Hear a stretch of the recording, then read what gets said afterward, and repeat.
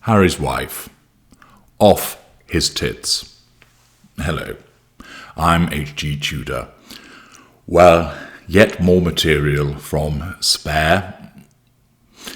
Yet more material for me to analyse for you, to demonstrate what it all means as seen through the prism of narcissism, as seen in relation to the narcissistic dynamic between narcissist and various victims, chief of which is Prince Harry as the intimate partner primary source, to see how these behaviours, manipulations have impacted upon him.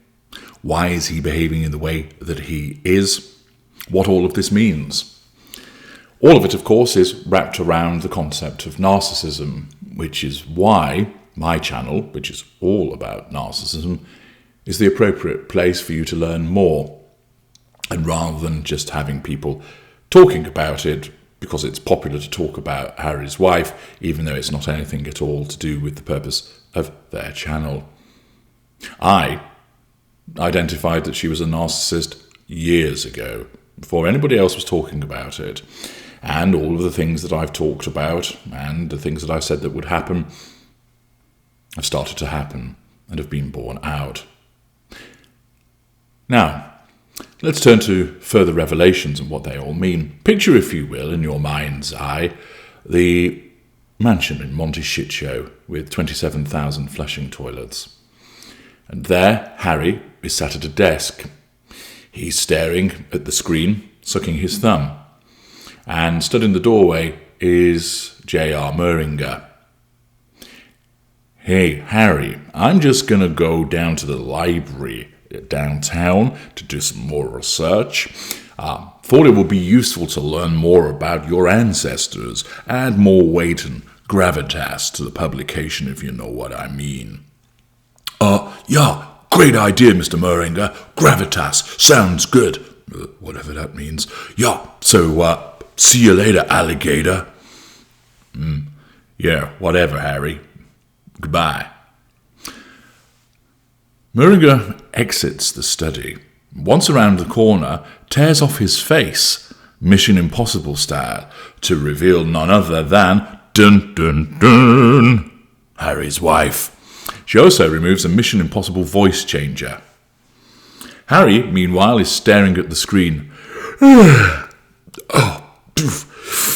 All this autobiog writing, totes hard work. Think I'll pop in the garden and smoke another blunt, and then maybe pop into the hammock and get some Zeds. Always good to help the thought process. Yeah, Muringer won't mind. He's off librarying. Thus, Harry exits the study and heads outside. Having seen that Harry has gone as she anticipated, and, of course, Muringer either being kept in the basement or having been paid off years ago, we're left with Harry in the garden smoking a fat one, and Harry's wife sidles up to the laptop. Now then, what can I write now? I know, I'll write some more about the births. Time to make him look a complete tosser. And thus, Harry's wife settles down at the laptop and she begins to type. Now, you might think that that little scenario is in the realms of fantasy, but when you listen to this reportage from the Mail Online, you'll probably think, actually, that's not too far removed from what's been going on. Pin back your ears. Mail Online reveals as follows. Prince Harry was high on laughing gas and ate Nando's chicken at the birth of his son Archie, he reveals in his new book. Astonishing, isn't it? Again, such an admission he shouldn't be making. And if his wife had any emotional empathy for him, she would be saying, we're not going to put that in. Harry, as a consequence of the fact that he's in the cult, in the fog of emotional thinking, and also because he's a bit dim-witted, thinks this kind of thing is funny, without realising that it actually makes him look like a jerk again. And the problem is this: if the rest of the revelations that we've had so far hadn't been made, then more people would be willing perhaps to give him a pass on this occasion and go, oh, typical Harry, he's such a prankster, he's up to larks again. Oh, look at him. But because of the disclosures about sex in the field and taking cocaine and shooting 25 and killing 25 members of the Taliban, and the kitchen kick-off, the Royal Rumble, the arguments about baby brain, etc., all of those things have just caused people to think you're an absolute first-class idiot. And any sympathy and support that they have for him has been largely eroded. So that when this comes along, rather than just think, oh, typical Harry, what a japester, people just shake their heads and say, for fuck's sake, yet more embarrassment. But let's dive in and learn more about it and what this tells us. Prince Harry ate Nando's chicken and got high on laughing gas to calm his nerves as son Archie was born. Harry's wife bounced on a giant purple ball as she went into labour, and then climbed into a bath and listened to soulful hymns as Harry illuminated the room with electric candles and placed a photograph of his late mother, Princess Diana, on a table in the delivery room. Now, it's possible that is what has happened, but you can imagine that Harry's wife sits down and thinks, if I was writing a novel, what would a birthing scene look like? What would my birthing scene look like?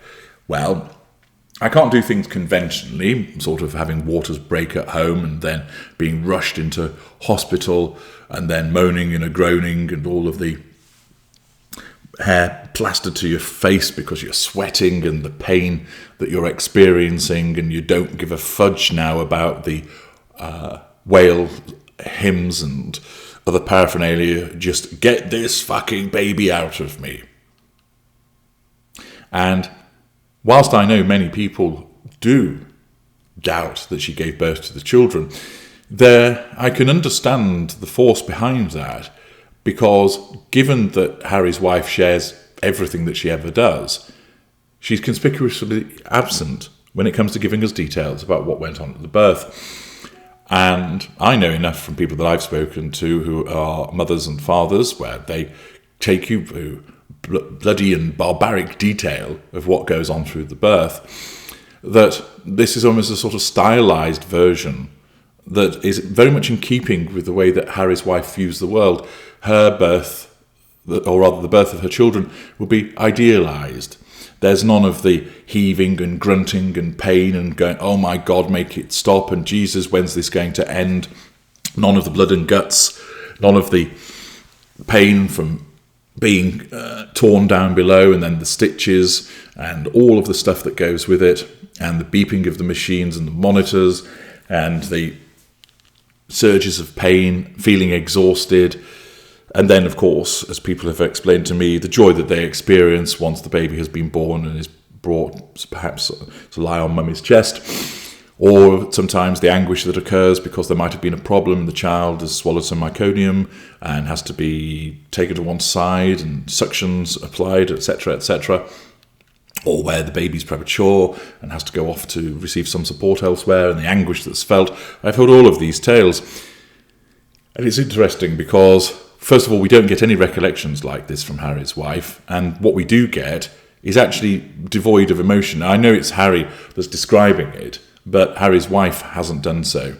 And to my mind, it is almost as if she has written this rather than Harry, to create this idea of her almost like an angel giving birth in serene circumstances, and Harry, the dipstick, completely useless, nervous, and guzzling on laughing gas.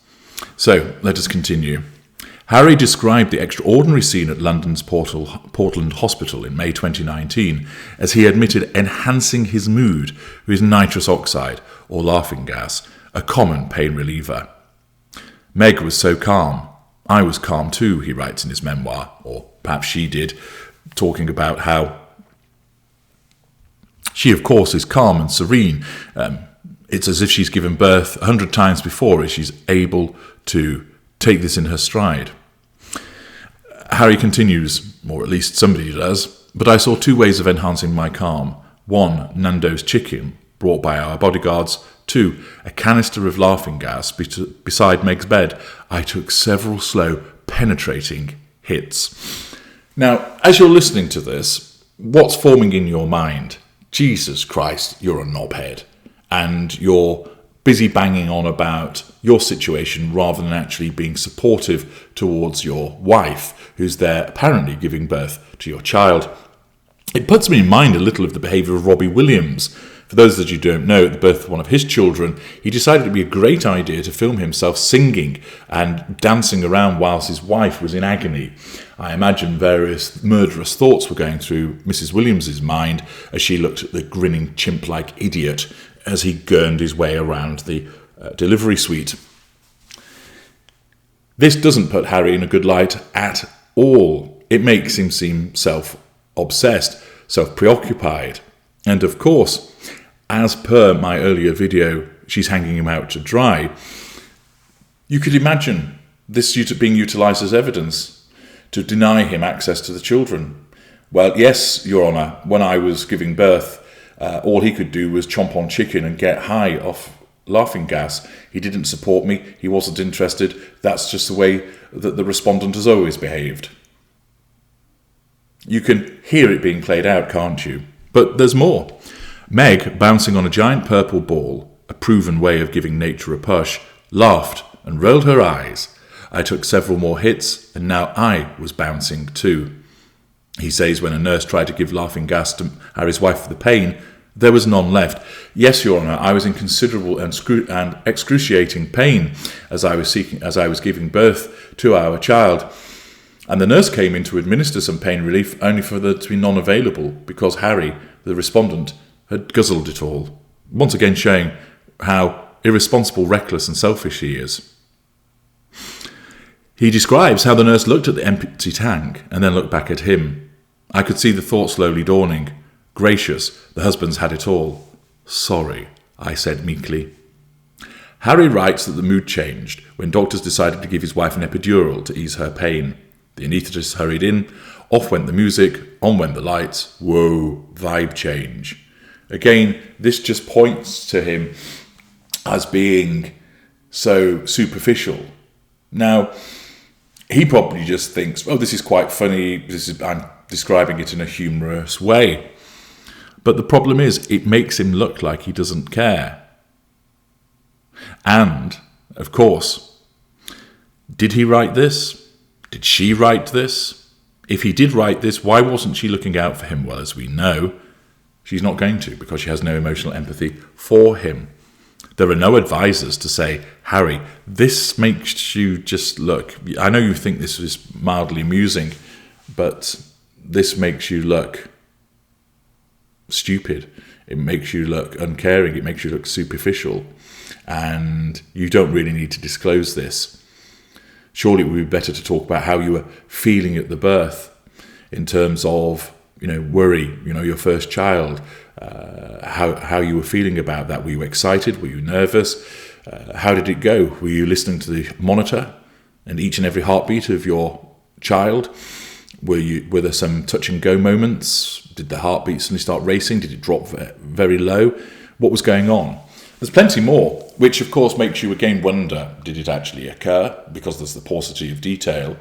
And that either she has written this to make him look bad, and he would actually include more detail about how he was feeling, or that he has written this, again encouraged by her, oh yes, this is funny, you don't need to go into the detail. Or might it be the case, of course, that he also knows that she didn't give birth, and as part of the folie à deux, he has bought into that and feels it's necessary to compel the telling of a further lie, instructed by her, and say, oh, let's not go into the detail about the pushing and the grunting and all of that. Let's just make it about what you were feeling. Either way, it doesn't make him look good, and this is material that could very much be used against him in the future. The Mail article concludes, after a last-minute worry that the baby may be tangled in his umbilical cord, Archie emerged unscathed and both parents wept with joy. Later, when describing daughter Lilibet's birth in June 2021, he jokes, "This time I didn't touch the laughing gas because there was none."